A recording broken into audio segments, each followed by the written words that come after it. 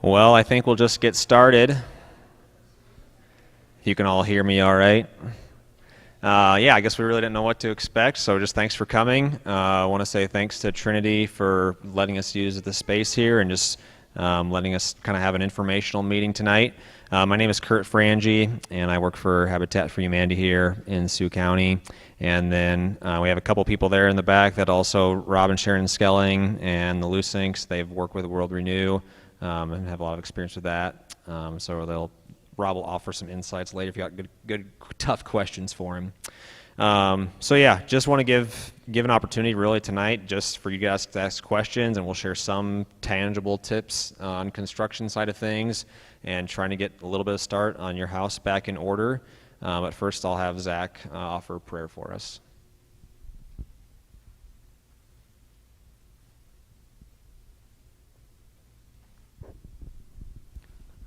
All right, let's pray.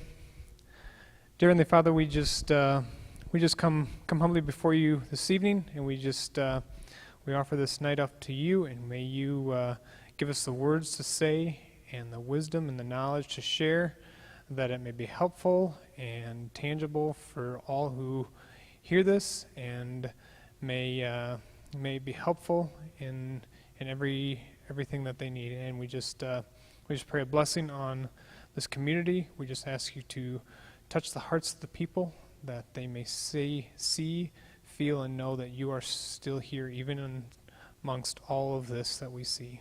We thank you and we love you. Amen. So yeah, just kind of recognizing that all of you are probably at different stages in your recovery, and certainly everybody's had kind of different levels of damages. So some of this tonight, maybe like, oh, I'm already way past that step, so that's okay. But just recognize that everybody's kind of at a different point, so trying to just provide some tangible help for whatever stage that you're at. And yeah, we all have different levels of construction knowledge as well, so we're trying to keep it fairly simple. So if you're like, oh, I already knew that, just bear with us. But we're first just going to play one video that Zach and I recorded of a few things at a house. Just if you're a visual learner, hopefully that'll be helpful. So Lucas, if you want to go ahead with that first one. Well, welcome today, everyone. We just want to share a few construction tips as we're recovering from the flood. So yeah, I just want to give you some insights today about how you can approach some different things with your home. Kurt, what do I need to do to make sure my home is safe to work in? Yeah, so just a few key things I'd say initially is looking here at both our gas and our electric service. So you'll notice here that the utility company, they've already come and put some what's called lockout tags, and they've also removed your meter. So currently there is no power going inside of the house. So you can feel safe working in there, that there's no live power going in there.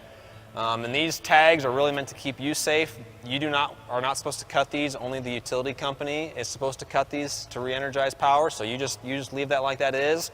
And then same thing here. This is your gas meter supplying gas to the house. And they've got this gas line currently shut off and tagged out as well.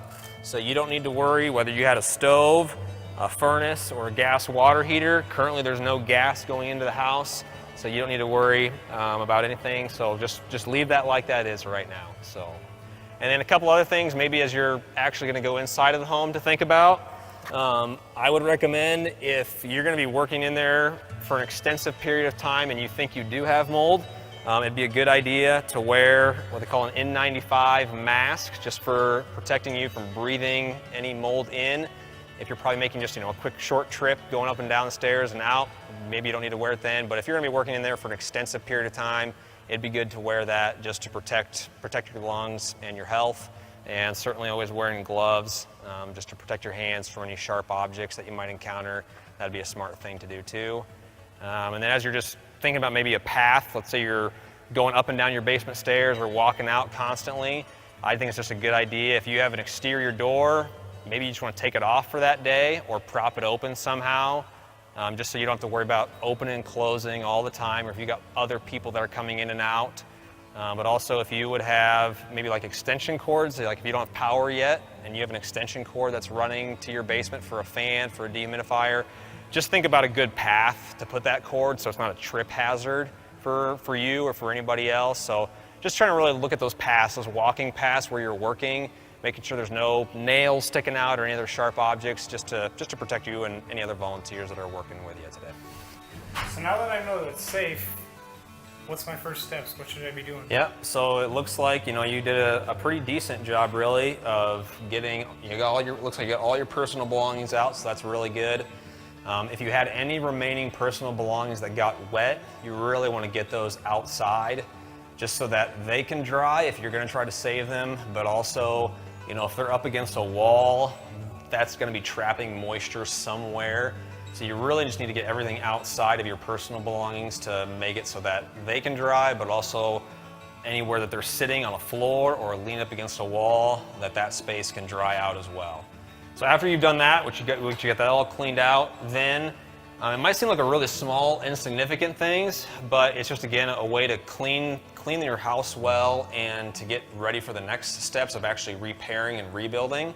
So you've got like all these old nails that were from the drywall previously. So those all need to come out so that you can put new drywall on eventually. And there's a couple different ways to very quickly remove them. You either just use your hammer and pull them out. You can also use something like this kind of flat bar, works just fine too. Pull them out. Some people, like in my basement, I had screws, so I put a couple, you didn't have screws, but I put a couple in here. You can still use a hammer to pull screws out, no problem. Just takes a little bit of muscle, but it's still pretty quick. Or you can just use an impact drill, put in reverse, get that out.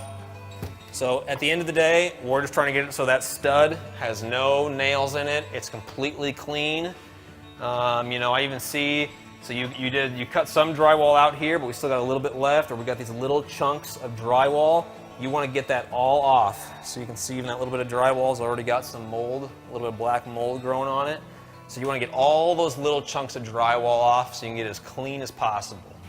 So once you do that, then I would say you want to look at how can you get the wall prepped for drywalling in the future.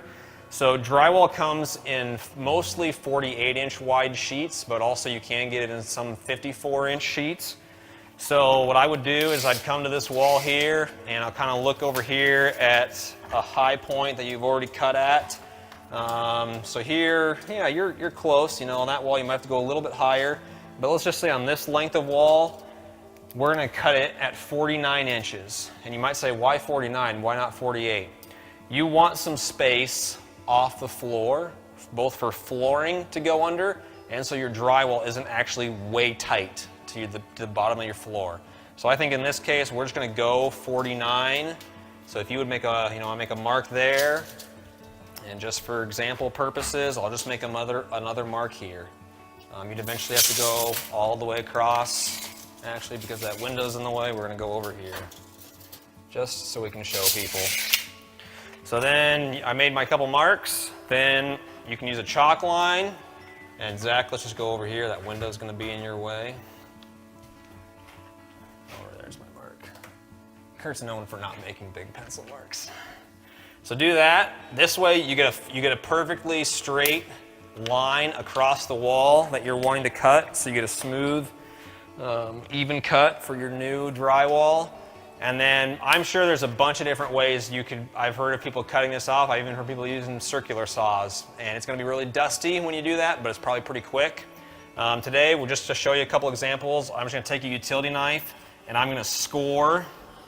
I'm not cutting actually all the way through that drywall. I'm just making a line on it. And then I'm going to grab my RotoZip tool. And it's just got a bit on the end of it that we use when we're cutting new drywall.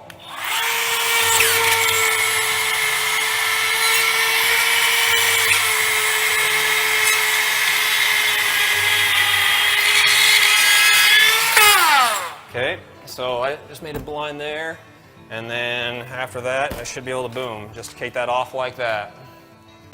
So then you would do that along all your walls, and then you were going to be left with an even line that your new piece of drywall can butt up against. So just here while we're standing here, here's another thing that a homeowner could do is like any window trim. Like I've seen people in their basements around their egress windows, they haven't taken that off yet. So more than likely, you're going to want to take off this trim so that you can get that drywall out from behind there and then put your new piece of drywall on afterwards. Some people might be able to reuse their trim if it actually wasn't submerged in water, or if they think they can dry it out and it's not water stained or damaged enough, so maybe you could save that. But yeah, it's really important just to get anything that was submerged in water, any wood materials, any drywall, any insulation. You want to go higher than the water was, because wood, drywall, insulation, all those types of materials, they actually soak up moisture higher than the water was. They'll draw that moisture up into them. So you want to cut up higher than the water actually was. And you can just kind of have to figure that out, how much higher you want to go to be most effective with your drywall. So if you had, you had water to here, so that's why we're jumping up about a foot higher almost, because a new piece of drywall, that's going to make most sense. But if you maybe only had a foot of water, then maybe we'd only go to 16 inches or to 2 feet. Then you could get out of one piece of drywall, you could use 2 halves and get farther along on your wall. So as a homeowner, you just have to think about, how can I maximize the drywall piece as long as I know I'm for sure getting anything that's soaked up moisture, getting that out. If you make sure the power's off. So I've got this is an electrical tester. So you can touch that to either the screws on the device, or if you can get here where we actually see the exposed wire, you can touch that, touch those wires, and as long as you don't see, like on this tester, it would turn red, telling me that I do have juice. So as long as it doesn't do that, you should be fine. Again, we know that the power's off outside, so you shouldn't have to worry about anything, but this is just a good way to double check yourself so that you stay safe and don't get shocked. But then after that, any devices, outlets, or switches that were submerged in water, those need to be replaced. So you could go ahead and you could take all those off. So here, it'd just be a matter of having a flathead screwdriver like that and reversing those screws out, and then taking the screws off that the wires are connected to, just getting it unhooked, and then you can throw the device away. You're not going to be able to reuse that. And then potentially also take, for example, like this Romex wire here. If that was submerged completely, that's going to need to be replaced as well. But if on some of those things you're just not sure whether it does or does not need to be replaced, it's just good to consult with an electrician just to get their input. But then if they can give you some of that direction where you could then go forward and remove some of that wire, that's just a good way for you to save some money, that you don't have to have an electrician do that tear out part of the process. So like even for me on my own basement, I replaced all of these boxes. So I tore those boxes off the wall. And then I guess the nice thing about doing that is if you want to put an outlet somewhere else that you didn't have one before, now's a good time to change your location so you can make it your own home again. So obviously with a flood, that's really the biggest concern, is how do I make sure that I'm dry enough and I don't have mold growing. So you've had some windows open. It's been quite a bit of period of time since the flood. Looks like you've done a decent job of drying it out. If you hadn't maybe done that and you were still a little bit in the cleanup process yet, I would recommend actually scrubbing down some surfaces with water and just like a detergent like dish soap, doing that first. And then once you've done that cleanup, then you could actually use what we call a shock wave and spray that on all your surfaces. So that is an actual, it kills mold. And so that's what you want to use. So I've got an example here. I didn't bring a new can, I guess, to mix it. But the city has had like these 4-ounce containers of the Shockwave product that you mix with water, just in a spray jug like this. And then you would actually want to spray down any surface. So whether it's most likely a wood surface in your basement, it's not going to hurt to spray the concrete either. So you would want to spray this, and again, it's just this, in my example, this is just a pump sprayer, so I pump it a lot, and then I'm spraying that just like that on everything. In between the studs, on the studs, you'd be spraying it here, on this subfloor, anything that you can get at, anything that you can reach. you'd want to spray that. It does not hurt to do it even more than once. I mean, I did my own basement twice, so just doing that, and then after you spray it, again, recognizing that we're spraying water back on a surface, it'll probably dry itself fairly quickly on its own, but you will want to keep fans and dehumidifiers going potentially 24/7, as much as you need to keep the humidity level down in the home and just to keep mold from growing. Can I use bleach and water instead of Shockwave? If you for some reason don't have Shockwave available, you could use bleach. Probably not the first thing we would recommend, and mainly just from the standpoint, just for the fumes of the bleach. Those can get a little bit powerful at times. So if you do have to use bleach, because it's all you have, make sure you're in a well-ventilated area where that ammonia of the bleach doesn't get too powerful, that you'd be breathing that in. So. We're not professional actors, by the way, but hope that was helpful. Yeah, I'll even maybe say that a little differently than I said in the video, but just in terms of like the ventilation and the fans, just you run them all the time. Don't turn any fans, dehumidifiers off. The other big thing is if you can get your air conditioner going, that's super helpful. It'll just help dry you down faster. And then the Shockwave is really the key thing for killing the mold and keeping that at bay. Anybody have questions? I guess I'll just pause for questions at the moment for anything you saw, any specific questions that you just are curious about. And Rob, Glenn, anything on the Shockwave side of things that we should add comments-wise? Okay. Good. Okay.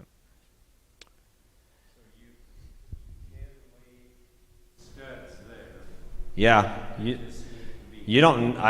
I mean, if it's just, I mean, I could see where, you'll see that in the second video, but if you had like paneling, more of a laminated wood product, and maybe it's delaminated, yeah, you're gonna have to get rid of that. But true just dimensional lumber, I tell people trees live outside. They just have bark on them. And so now they're just inside the house with no bark. But yeah, leave the lumber. I mean, the lumber is fine. I'd say on the whole subfloor, if it's newer, you might have some old subfloor that's getting a little, you can just feel it's getting a little squishy, but newer subfloor, it's fine. I mean, you just gotta get it dried down, and if it feels firm and sound, you're fine.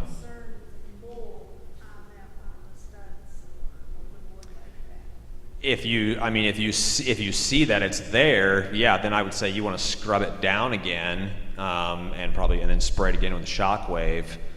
But other than that, it's fine. Yep. Good question. Anybody else on that stuff? Yeah. Styrofoam insulation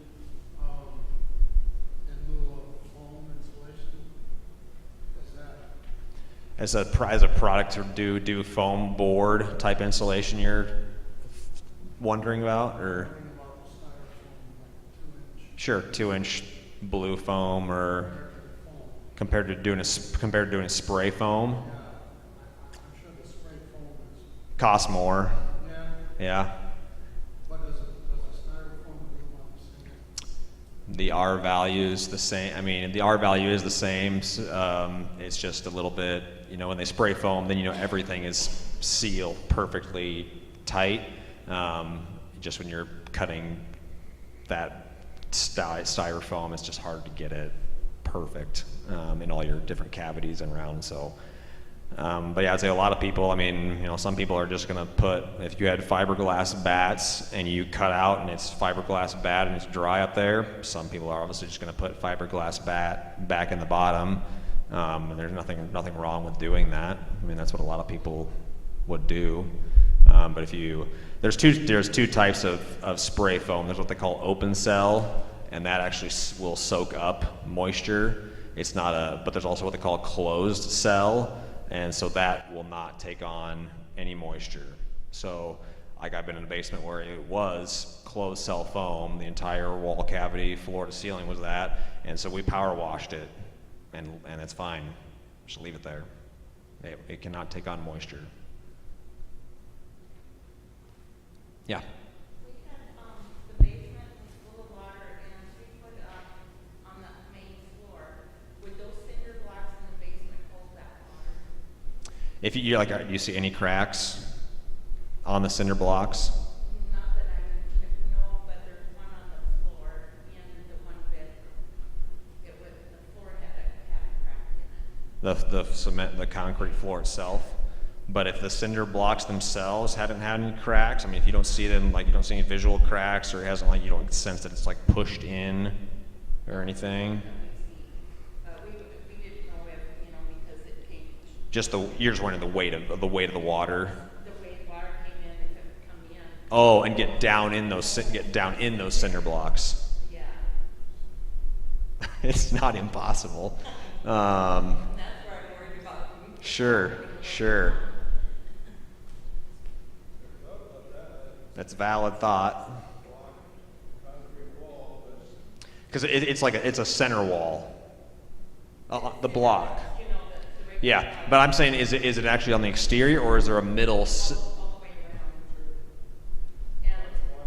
And Yeah, lots of block. It's gotta be fine. I guess the governing thing would be having your dehumidifier, Right. et cetera, in the basement and getting it down to like 40 to 45% humidity. Is what, then you'll know that everything's dried up. Yeah, if you can keep the moisture level, and that sheet, I'm going really honestly a lot over what that handout says. So 40 to 45%, that's what you're shooting for in your basement, main floor, all your living spaces. You want to get down to that and stay at that. I say one of the biggest concerns is people probably trying to put stuff back together too fast, and the moisture level just is not low enough. So you might think you're okay, like, oh, it's dry, I don't see any water, but if the humidity level's too high, and you go put fiberglass bats back in, and you put plastic over top, and that humidity levels, there's the potential that mold could try to start again.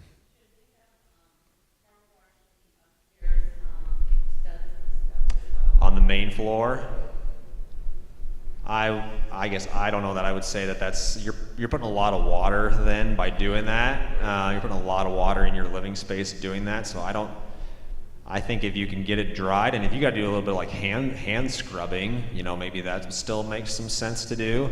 But if you get most of the debris cleaned up off the floor, off the studs, between each stud in that wall, you get most of that debris out of there, and then spray it with Shockwave. And then, yeah, it says in the handout, the general rule is you want to do that entire drying process for an entire week.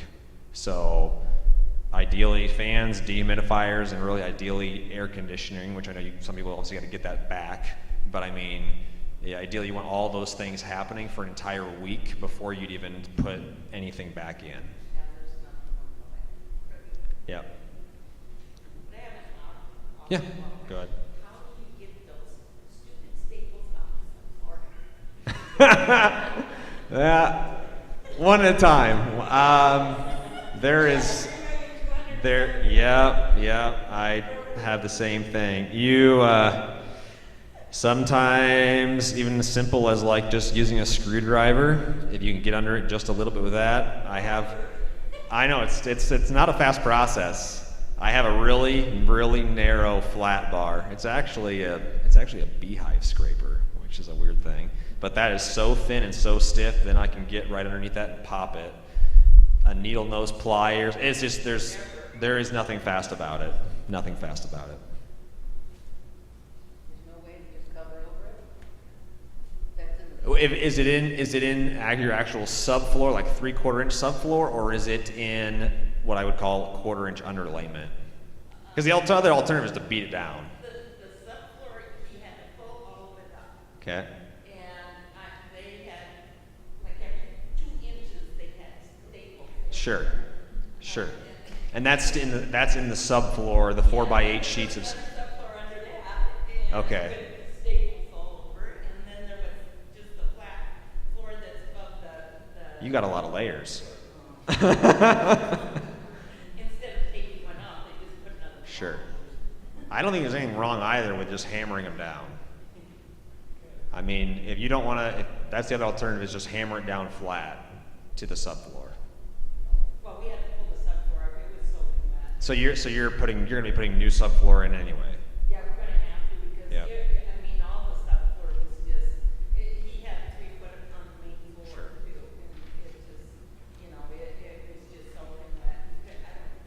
get it dried out.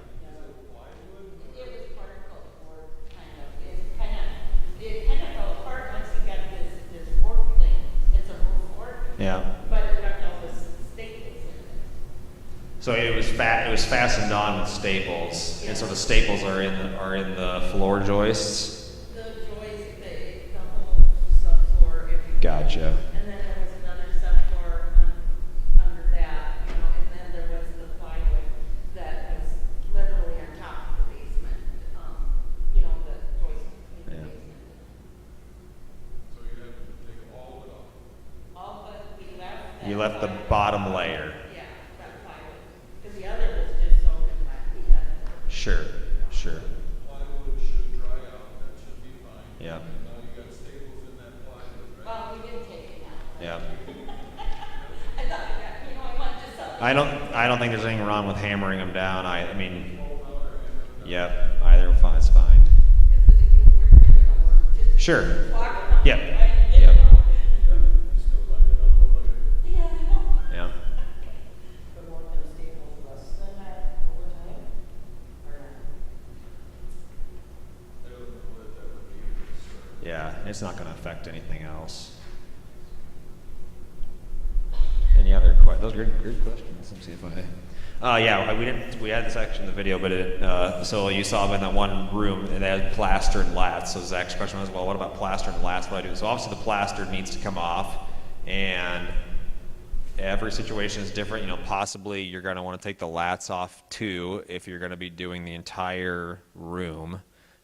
Just the one thing you got to keep in mind is that plaster and lats is a different thickness than what drywall is. Drywall is typically 1/2 inch thick, and plaster and lats, that might be 5/8, 3/4, just depends how thick they put it on. So you just got to keep that in mind and when you're deciding how much you're going to take off and how you're going to redo it. So.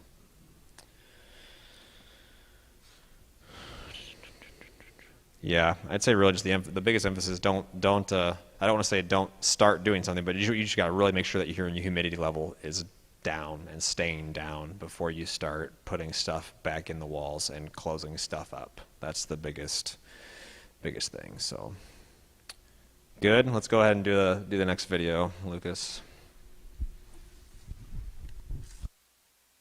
So we're here in the basement. What do I need to be watching out for down here? We got it all pressure washed. We got all the silt and the mud and the dirt out of here. What's my next step? Yep. So I'd say just one thing, always a good thing to keep in mind, probably a little bit more from a safety perspective in the basement, is just anything overhead that might be in your walking path or potentially fall down on you. Just try to address those things first, just for your own safety or any volunteer safety. So like I see, you've got these ceiling tiles here, and yep, some of them are already growing mold. So probably maybe you just want to work at getting rid of those first. And again, have your mask on if you're down here for a long period of time, gloves. Just get those hauled out of here so that you can actually sanitize the area above that better. So do anything cleanup. Again, we're looking for any places that water could be trapped. So like I look at this wall here, this wall's got some plumbing stuff and electrical stuff going on in it, has plywood on both sides. So currently there's water and moisture in that wall cavity. So we need to get this plywood pulled off. Very likely both sides. Plywood is layers of wood that are just glued together, and so more than likely they're going to delaminate. They're going to separate. So more than likely you're not going to be able to reuse this paneling. You're just going to need to get rid of it completely. So get this wall opened up, get the plywood off both sides. You're going to want to clean in there, whether that's power washing again, or whether that's just scrubbing it down and then drying it with fans, doing the shock wave again. But you're looking for any place that water could have been trapped. So same thing on that ceiling where the ceiling tires are. There's going to be moisture sitting on top of that wood and those ceiling tiles. So you want to get that out of here so we can really thoroughly dry that area. And then you've got a portion of your basement that kind of turns into a crawl space. And that's just another area that can be really hard to dry out. You weren't able to pressure wash that, obviously, just because it's such a small space. So I would for sure try to blow fans in that area to still try to circulate air. And then another product that some people have been using is this Damp Rid, it's called. And so it says it's a moisture absorber, and it inhibits mold and mildew and also eliminates musty odor. So you don't need to do anything more than just take that lid off. You leave this part on, and you would just stick that up in there, whatever's a flat surface, and just leave that there. And that's gonna just pull moisture into that bucket and pull moisture out of that area. So you'd wanna, I know you don't have power currently in your house, but somehow it'd be great to get power so that you can get maybe 2 dehumidifiers running, you can get multiple fans running, and just trying to circulate air and dry down the humidity level in your basement. Is there a way to get temporary power to my house without generators? You could. I have seen people that will get a temporary panel just set up outside. So if you contact an electrician and say, hey, I just need, can you get me some temporary power at my house? They could like put maybe a post in your yard somewhere or up against the house, and they could get you at least some temporary outlets so you could at least have temporary power to do that. But that's a good question when you're thinking about power. One of the first things that I would want to be doing is if your panel was submerged, which we see that over here, so your panel was in your basement, all this electrical panel, all the breakers, that all needs to be replaced. So one of my first calls would be to an electrician if you don't feel confident in doing it yourself, which when it's a panel, it's kind of a big undertaking. So getting an electrician to get you a new panel, it's good that you still have the panel, you still have the door here, so quite often this door will have labels for where the different circuits are coming that are feeding into it. That'll just help the electrician know how to replace what he's going to be working with. So that's just a really helpful thing. If you can get a new panel in pretty quick, then you can get that, you at least have some power in your house to be able to start running those fans and dehumidifiers. That's a great first step. Another first eventual step, obviously you don't have water here at your house either. You could, the city's turned it off at the street currently, and then I see your main shutoff here. It's currently in the off position. If the handle or the valve was in line with the pipe, that means it's on. So currently you have it turned off. And then obviously we see like your water heater, it got tipped over during the flood. So you're gonna need to replace that water heater. Obviously this pipe's stretched, hasn't broken yet, but that's gonna need to get fixed. So you wanna just check, you're probably gonna need to work with a plumber to see if you need to make sure any valves are turned off at sinks, toilets. If any pipes burst anywhere, you're just gonna wanna check into that first, and then eventually get this replaced. And then if your system is sealed again, then you could turn water back on.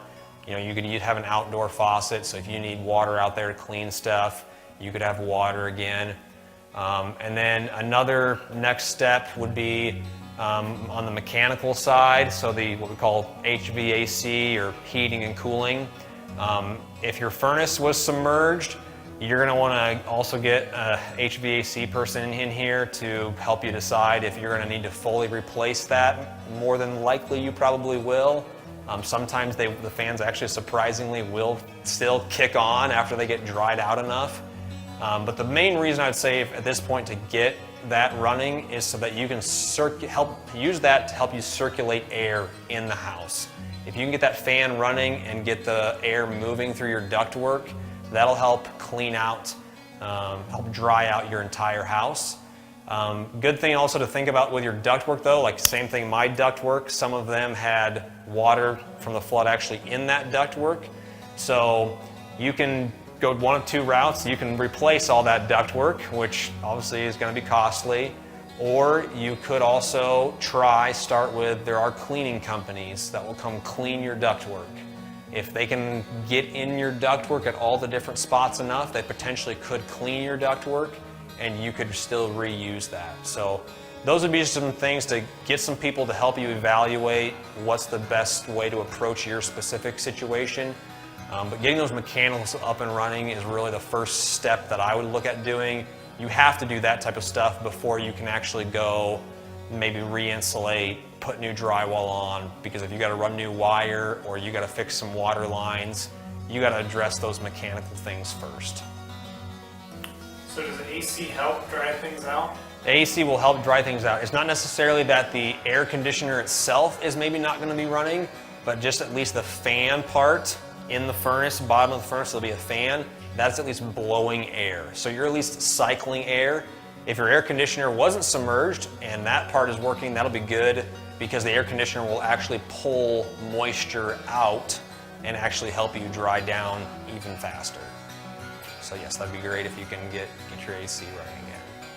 If you still had some things in your basement or in your main floor, I'm thinking like toilet, tub shower, water softener. If you still have those, don't throw them away, okay? Those are types of things that you can still clean, and like a toilet, it very likely is still reusable. A tub shower, if it's a fiberglass tub shower, very likely still reusable. Water softener, they may have to replace a couple parts on the head, but the rest of the unit may be just fine.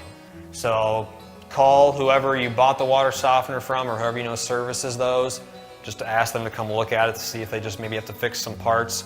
But just don't be in such a rush to throw everything like that away. There may be some things that just need to be cleaned up, and you can still reuse those things and save you some money. So, Is there a situation where I should take my siding off the house? yeah. So if you're concerned that the water was kind of high on the side of your house, and you just want to make sure that like whether it's OSB or plywood behind there is not drying out well enough. In this case, we have vinyl siding on this house. So vinyl siding is actually probably one of the easier sidings to take back off, and you can still reuse it. So it doesn't mean that just because we're going to take it off that it's junk and you can't use it again. So I just got a simple, this is called a side swiper tool, really simple and easy, where you can get hooked behind. So I'm here on the end of a piece, but I'm just doing this for purposes. Then this just slides behind there, and see, look, I'm already peeling that off really pretty easily, and I can just use my hands. So this tool just helps you get started in taking it off. And then once you do that, once I get started, now I could come here and I can see the nails that are holding this on, and I could untake all those nails out to get the siding completely off. And like in this case, well, we see that there's dirt, there's silt from the flood. It's still a little damp behind there. There's house wrap here. It's still wet. So by taking that siding off, you're just able to more thoroughly dry whatever's behind there. So whether in this case it's house wrap, some houses maybe they don't have house wrap and it just goes straight to OSB or other kinds of siding products. This will just help you make sure that not only is the inside of your house getting dried out, but the outside is getting dried out, and you don't have to worry about other problems later on. So pretty simple. It's a cheap tool, and just maybe a good idea to consider. If you have actual like older wood lap siding, you're probably not going to tear that off, I would guess. But yeah, every situation is going to be a little different. But yeah, you just want to consider, hey, do I have moisture that's trapped behind there, and I need to get it out? So a good thing to look at too.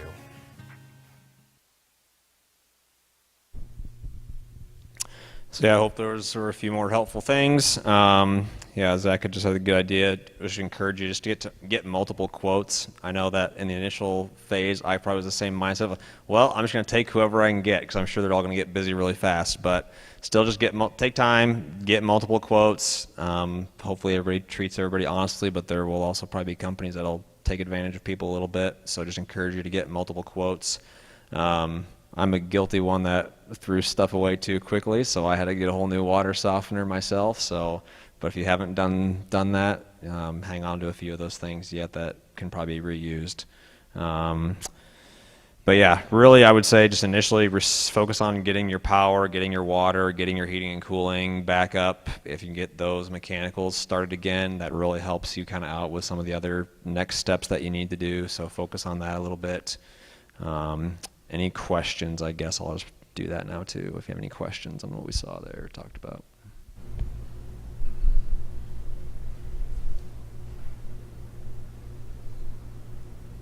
I guess the other thing we want to offer tonight too is if you need any assistance with the Shockwave part of things, we do have a sign-up sheet that we can be glad to help you out with that. or if you know anybody that is still kind of in that stage where they need a little bit of final cleaning and the shockwave part done. World Renew has a trailer with some of that stuff set up and ready to go, so we could definitely help you out with that if you need that. So feel free to just touch base in the year afterwards. But any other questions? Yes. Yep. If you can hold it at 40%, you've done the shockwave part. I mean, I would say like after doing that, I mean, at a week, if you're not seeing anything, it's not active. Yep. Down enough. Okay. Mold back. So scrub it again just to get the existing mold off, and then shockwave it again, and keep working on keeping the humidity down. But that's a great example of you want to make sure you're confident that I'm not seeing any new mold before I would start redoing something. So that's we had it in the video too that we cut out, but it's kind of tricky to know, well, when do I close all my windows and doors, or is there a time when it's helpful to actually have things open to get some fresh air in the building? So if it's, if it's raining, well, shut everything up. It's not helpful to have that moisture from there. And obviously this week's super high humidity, so that's not helping us out either. But if there's, if you have basement egress windows that blew out, you need to board those up just to keep people, animals out. But if there's times where you feel like, well, it's a nice little breezy day, maybe open them up and let's get some fresh air blown in there. But eventually you're going to kind of almost have to seal it up to some degree and just rely on the dehumidifiers and getting that AC to actually draw you down. We're in a bad time of year, the humidity's high outside, so we're fighting it.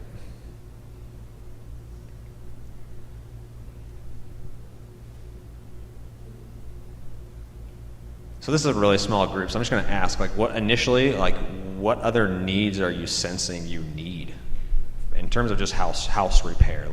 Anything else that you're just kind of wondering, well, what do I do about this? Or you're just not sure what to do with repairing your house on the next step? Any ways, questions that you have? Is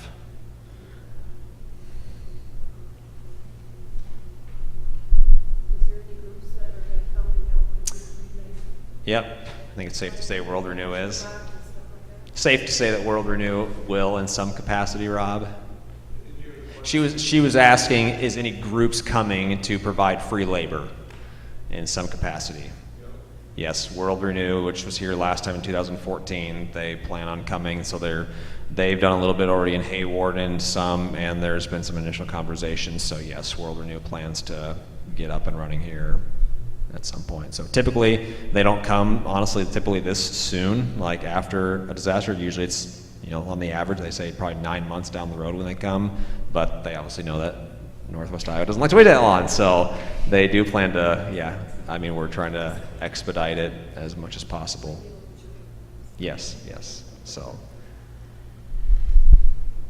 I think it's okay to say. So if you remember last time, maybe you weren't even aware of it last time, but there was something called a long-term recovery group that kind of World Renew played a role in that, but that was really all facets of emotional care, spiritual care, physical care.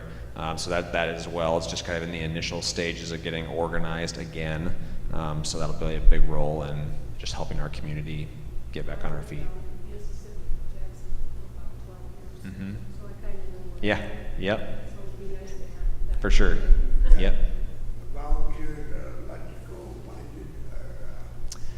I'd say on the bulk of things, he was asking if electrical side of things, I would say on the bulk of it for World Renew, Rob, that they typically, mechanicals is not necessarily their wheelhouse. It's more carpentry, general construction side of things. So I would say on the mechanical side, you're just going to call around as many people as you need to get a commitment from somebody to help you out.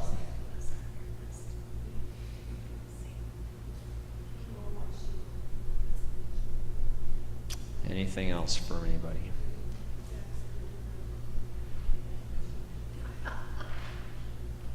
Okay. Well, we really just appreciate you coming and listening, and hopefully it was helpful in some way. If you got specific questions afterwards, you can ask myself or Rob or And if you need help with Shockwave or know somebody that does, feel free to touch base with us on that too. So thank you so much for coming.